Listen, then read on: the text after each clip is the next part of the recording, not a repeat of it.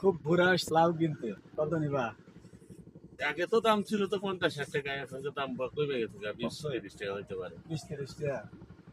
লাউ খেতে অনেক সুস্বাদু, আর শীতের দিনের লাউ আরো স্বাদ।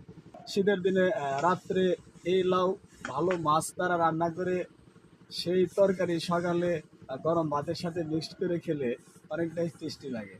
ছোট সময় খেয়েছি তো, এখনো খাই মাঝে মধ্যে। তো আসলে খুবই স্বাদ, যেহেতু নিজে খাওয়ার জন্য গাছ লাগাইছে, ওই জন্য সার বিষও কম দেওয়া আছে। সার বিষ নাই বলতে চলে। নাই বলি। আর গাছের গোড়াতে যা দেওয়া আছে এগুলো সব জৈব সার, গোবর সার।